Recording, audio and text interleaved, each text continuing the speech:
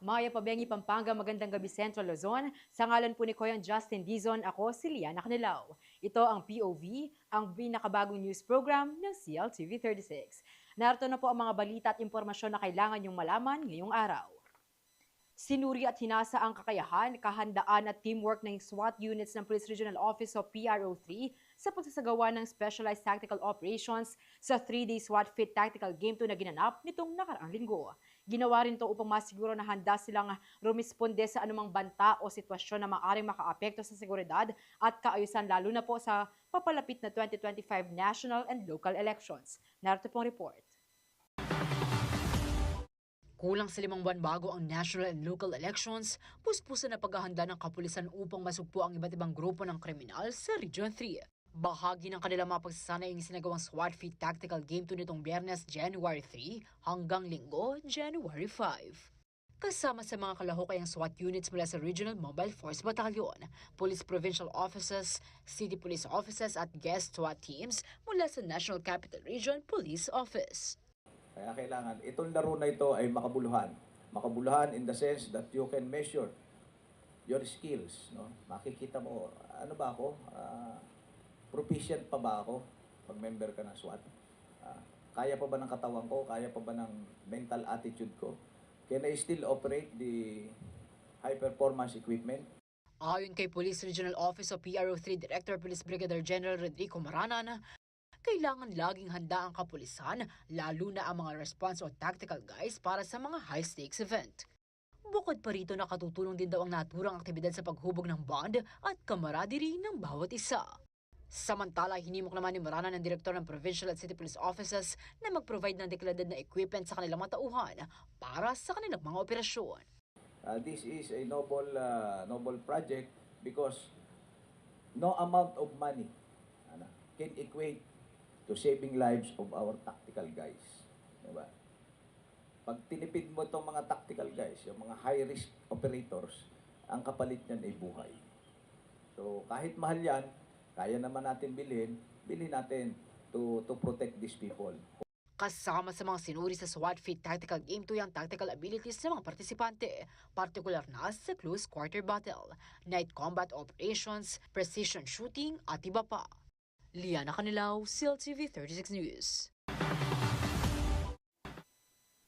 PO viewers, sa mga kaugnay na impormasyon o balita, isa rin po sa mga focus ng kapulisan sa rehiyon ay ang pagkumpiska sa loose firearms upang maiwasan ang karahasan na maaring mangyari sa parating na election period. At mangyayari po, magsisimula ang election period sa January 12, ilang araw na lamang po, at magtatapos ito sa June 11.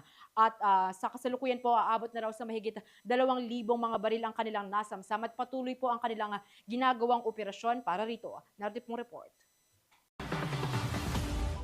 Batay sa inilabas na kalendaryo ng COMELEC para sa halalan ngayong 2025, magsisimula ang election period sa darating na January 12 at magtatapos naman ito sa June 11.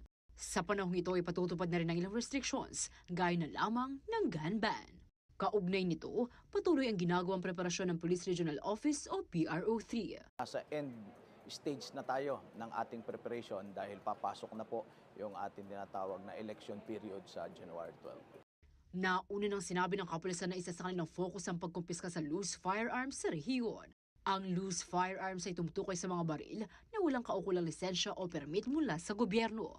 Hindi ito rehistrado, wala rin papeles na magpapatunay na legal ang mga ito, kaya lubhang mapanganib ito lalo na sa malalaking kaganapan gaya ng halalan.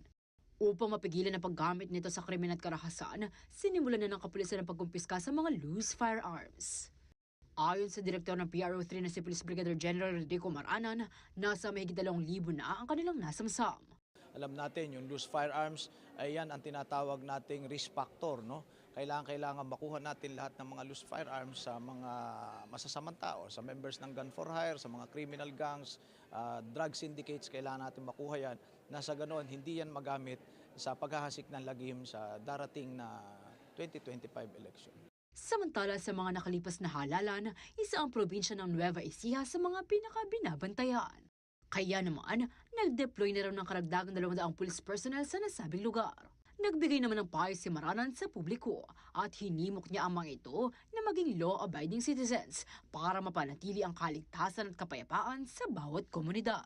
Inyo po ang Philippine National Police sa pangunguna po ng inyong abang lingkod at sa tulong at suporta ng lahat ng mga provincial directors at ng aking mga chief of police ay lagi pong nagpapaalala sa inyo na sumunod lang po tayo sa lahat ng mga umiiral na batas at ordinansa sapagkat ito ang mga batas at ordinansa na ito ay ginawa upang proteksyonan ang bawat isa. Hindi po ito ginawa para kayo gipitin, para kayo isikilin, para kayo ay apihin. Ang purpose po nitong mga batas na aming ipinatutupad ay siguraduhin ang kaligtasan ng bawat isa. Liana Canilaw, CLTV 36 News. PO viewers, wag po kayong aalis at kami magbabalik para sa iba pang mga balita ngayong araw.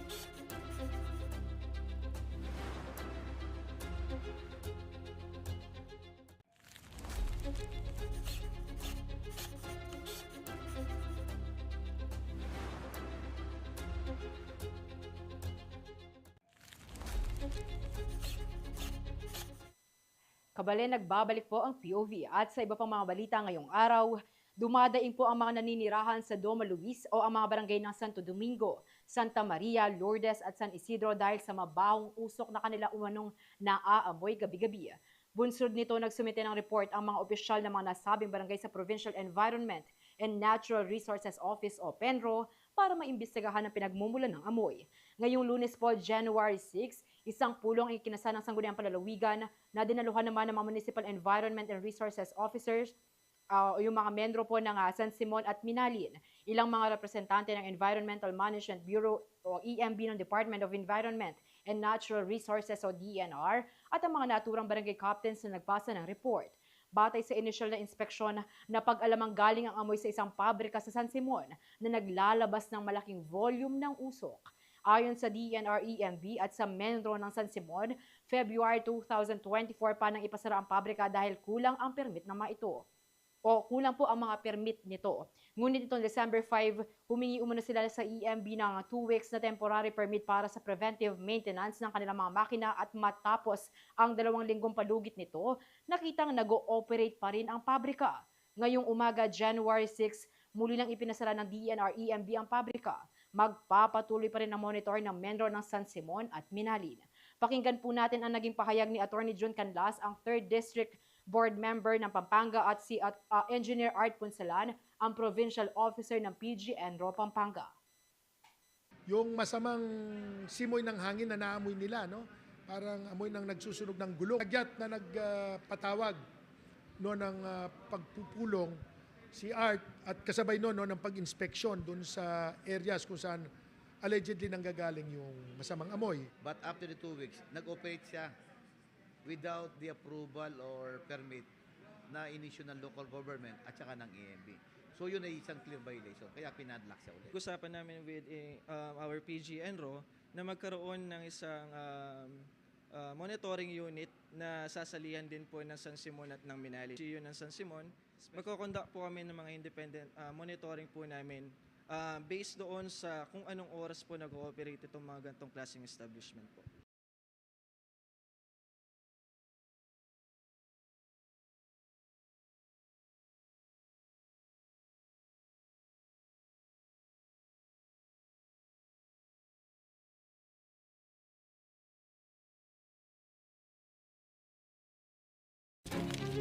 PO viewers, ito naman ang susunod nating balita ay kaugnay ng nangyaring pagsalubong sa bagong taon, particular na dito sa Pampanga. At alam namin na ang ilan sa atin ay nasa holiday mode pa. At ito po, sa kabila ng patuloy na kampanya ng pamahalaan kontra sa paggamit ng mga paputok, umabot pa rin sa 60 kaso ng firecracker-related injuries ang naitala sa Pampanga sa pagsalubong sa bagong taon. Ngayong Lunes, January 6, muling sinira ng mga tauhan ng Pampanga Provincial Police Office ang nakumpiskang mga iligal na paputok. Ibabahagi po ni Ashley Ponzalan ang kanyang POV. Happy ang New Year sa marami sa ating mga kabalet. Maliban na lamang sa ilang 60 individual na nagtamo ng firework-related injuries o naputukan. Kaya naman ang Pampanga Provincial Police Office o PPO, patuloy ang krusada kontra iligal na paputok kahit natapos na ang holiday season. Nitong Lunes, January 6, muling sinira ng mga pulis ang kanilang mga nakumpiskang iligal na paputok matapos ang kanilang flag ceremony sa Capitol Compound sa Ciudad San Fernando. Confiscated ito doon sa mga walang permit at saka yung mga illegal na paputok. Bali na sa 30,000, more or less 30,000. Nakumpiska ang mga sinirang paputok mula sa iba't ibang operasyon ng PPO kasama ang Municipal Police Station sa probinsya mula December 31 hanggang January 1. Ayon sa Information Officer ng Pampanga PPO na si Police Major Joy Placido, malaki ang naitulong ng police visibility sa pagpapanatili ng kaayusan nitong holiday season. Ang personnel natin sa dineploy ngayon is sa station po 90 ang nasa labas, then yung pong nasa loob lang ay 10% lang. Kaya po halos lahat ang personnel natin nasa labas para magbantay lang sa ating mga kababayan. Bagamat may 60 firecracker-related injuries na naitala sa lalawigan mula December 16, 2024 hanggang January 6, 2025, may tuturing namang generally peaceful ang naging pagdiriwang ng holiday season sa probinsya. Pampanga is safe dahil sa enhanced police presence pala at saka sa quick reaction unit natin at sa paglaban sa mga crimes, private armed groups po. Dagdag ni Placido, mahalaga ang pagkakaroon ng kaalaman ng mga tao tungkol sa epekto ng mga paputok, ang collaboration ng mga local government unit, at ang partisipasyon ng komunidad upang mabawasan ng mga firecracker-related accidents tuwing bagong taon. Ashley Punzulan, CLTV 36 News. Kabalan, wag po kayong aalis at magbabalik ang POV dito lamang sa CLTV 36.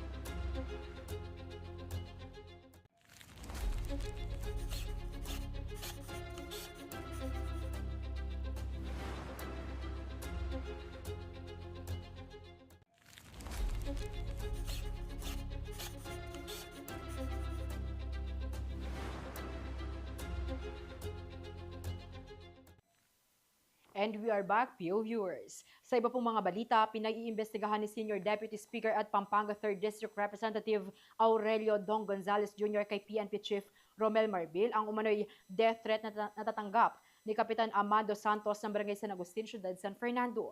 Ani Gonzales, isang sealed envelope ang ipinadala kay Santos kamakailan na naglalaman ng larawan nila ng kanyang asawa kung saan naka-cross out ang kanyang mukha. Dagdag ni Gonzales, hindi bago ang estratehiyang pananakot sa kanyang distrito dahil ito ay nangyari na rin sa kanya noong 2013. Panawagan ngayon ng opisyal ang payapa at patas na halalan. Pakinggan po natin ang kanyang naging pahayag. Ako po papahintulutan ng antik kanini. King probinsya tamo, king distrito tamo, lalong-lalo na king siyudad San Fernando. Yako po imbalang magaten kanyan at yako imbalang makisabi king authority na alang makanyan dapat. Nung pisasabihan panyambut, let the people decide. Kadistrito po at kalalawigan. Eko po bigagana ka. Akasabi ko na po ing pinakamatas, ing Chief BNP, at akasabi kaya naman po ing parallel group of that to look on that situation. So, rest assured, our safety na kailangan, let's level the playing field. We will level the playing field. Alang dapat harassment or something, alang dapat maagrabyadong biye, lalong-lalo na nung ipisasabihan politika mo. After politics, this is only temporary. Pero kawalan niyang pengari, yung meto nga pamilya masyadong mabayat. So, kaya kayo nga po, kaluguran kong kabalin, sana po, pangadi tayo, nung nino man din gagawa nga rin, sana ito nagagawan yan. Nadana di ng talang free hand, di ng talang respeto, di kaya katamong kalalawigan, kasyudad ang pagkadistrito.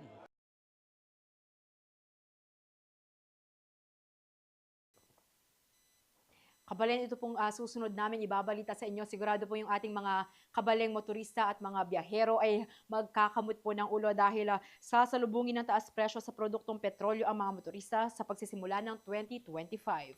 Ayon sa mga oil firm na Caltex, Clean Fuel, Petrogas, Sea Oil at Shell, tataas ng piso kada litro ang presyo ng gasolina at kerosene sa kerosene din po tataas ng piso kada litro simula po Martes, January 7. Bukas po yan. 1 peso and 40 centavos naman ang dagdag presyo sa kada litro ng diesel. Iniiugnay ang pagtaas ng presyo sa malamig na panahon sa US at Europe, economic stimulus ng China at mga inaasahang pagbabago sa polisiya sa ilalim ng Trump administration.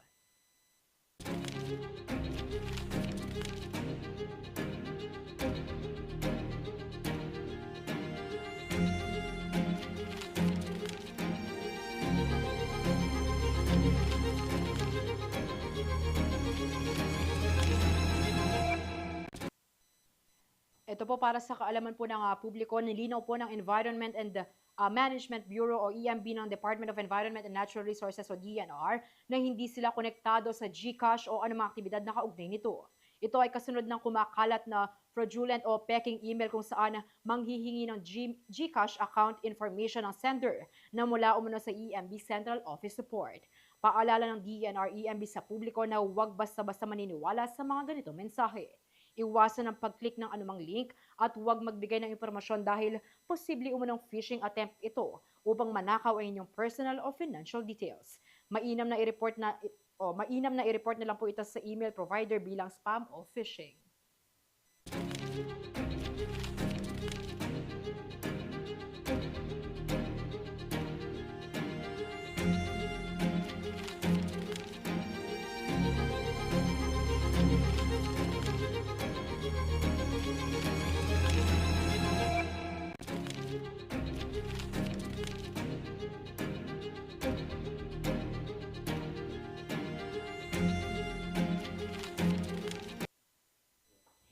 sa iba pang mga balita, napakahalaga ng maayos na pamilya at komunidad sa paghubog ng pagkatao ng isang tao at sa pagkabuo ng maayos at matatag na pananampalataya sa Diyos.